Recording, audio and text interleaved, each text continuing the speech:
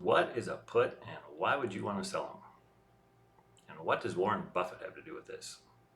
Investors and institutions sell puts for a lot of different reasons, but we're just going to focus on my favorite reason, the best reason, in my opinion. You can buy a great stock at a cheaper price than its current market price, and you get paid to do it, but you just have to wait a bit. I'll explain this and how it compares to buying stock the normal way in this video. Warren Buffett, this guy, is maybe the greatest investor in the last century. He uses this strategy, selling puts to buy stocks. So it might be worth looking into. I've linked an article about Buffett selling puts in the description entitled, "Why Does Warren Love Selling Puts?" But even though Warren Buffett sells puts, doesn't mean you should. This video will compare buying stock to selling puts, go over the pros and the cons, and then you can decide if it's right for you. I use these three methods to buy stocks: market order, limit order, and sell a put. Let's go over the first two, the normal way to buy a stock, then we'll dive into selling a put. If you use a market order, it will execute right away at whatever price the market says it is.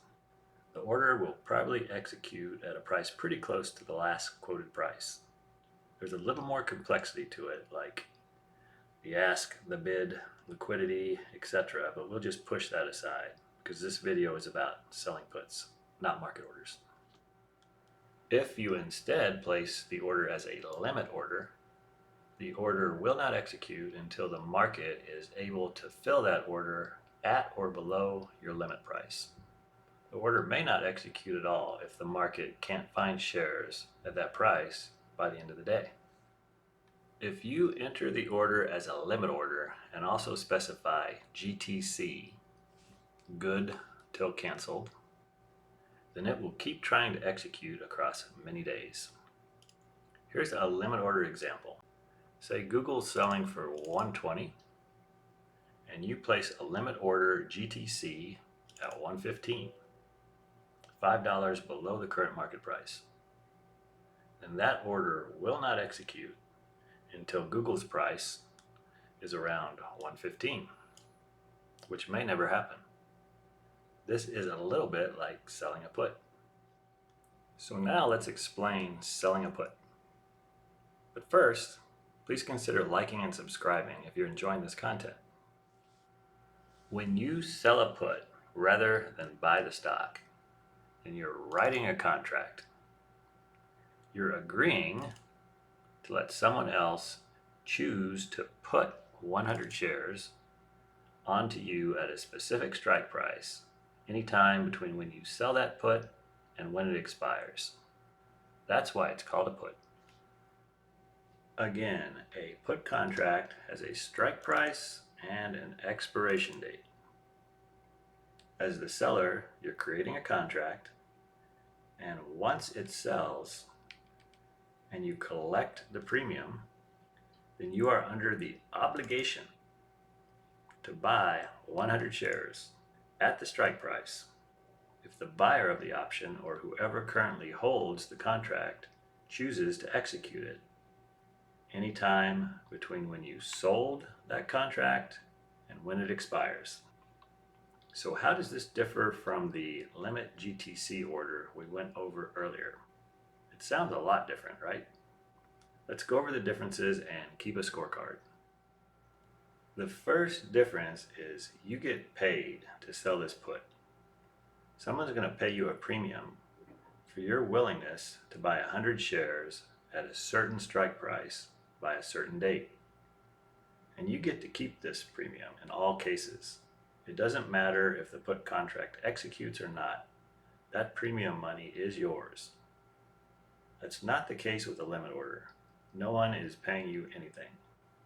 So your cost basis for buying a stock by selling a put is going to be the strike price minus whatever premium you collected per share. This is the big advantage to selling puts. You get paid. The second difference, you can cancel your limit order anytime before it executes at no cost to you. Not the case with puts. You agreed to a contract. You can close out the put contract if you decide you no longer want to be under that obligation, but that's going to cost you something. The cost is going to be whatever the market says that put contract is worth. Advantage limit order.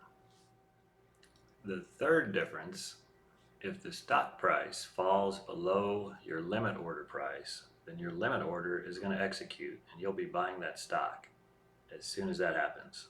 If the stock price falls below the put's strike price, then you are most likely not going to be buying those 100 shares just yet. You'll probably have to wait until the expiration date for anything to happen. This is because that put contract has something called time value. And whoever holds that put contract won't want to execute it and throw away that time value until it's all gone.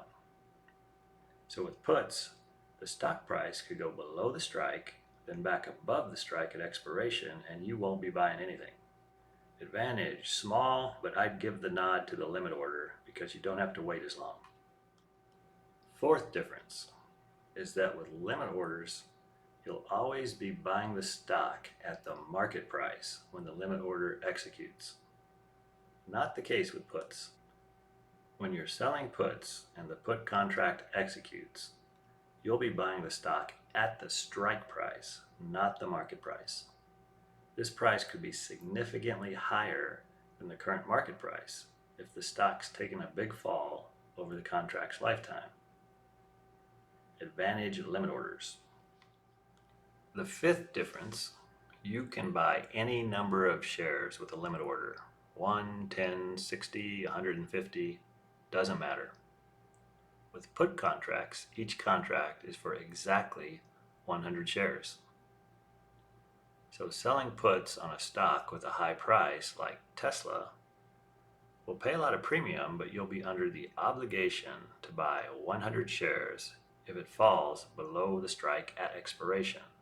That would currently mean you'd need to come up with $26,000 if you chose the 260 strike and got assigned at expiration. If you're selling puts on a cheaper stock, something like Robinhood, and using a $12 strike, then you'll only need to buy $1,200 worth of hood if it gets assigned to you at expiration. Advantage limit orders for no restrictions on number of shares. The sixth difference, broker fees are a little different for buying stocks versus selling options. Transaction fees were more significant years ago, but they're pretty low in today's markets. But be aware, you'll probably be paying $1 or $2 for each option contract transaction, in addition to the ask bid spread cost. You'll only be paying the spread cost when you're buying stock. So small advantage for limit orders. And finally, the seventh difference, options have become a lot more liquid over the years, especially on the big stocks. But they still don't have the liquidity of just buying the stock, and probably never will. Also, options are broken down by strike and expiration, each with different liquidity characteristics. For example, 137 million shares of Tesla were traded Friday, July 21st. The highest volume option contract for that day was only a small fraction of that number. You'll need to pay closer attention to things like the ask, bid, and volume when selling put options. You'll need to look at those things for the specific strike expiration contract you're interested in selling and choose a good price. You'll find more about this in my episode about selling options on small caps, linked in the description. Small advantage to limit orders. So here's the scorecard. As you can see, puts only have one advantage over buying a stock with a limit order, but it's a big one. You get paid cash money. And if that contract ends up executing, also known as getting assigned, then you lower your cost basis by the amount of that payment. A lot of the limit order advantages, these, are debatable and may not matter to you. So it's up to you to decide if that premium is worth the disadvantages shown here. In conclusion, we didn't have time to delve into picking strikes or expirations or the mechanics of selling puts on a brokerage in this episode. Expect another put episode on those topics. I'm not a financial advisor. This wasn't financial advice. This is just me sharing my experiences with selling puts. If you enjoyed this content, please consider liking and subscribing, and let me know what you think. I really appreciate any feedback or comments. And have a profitable day.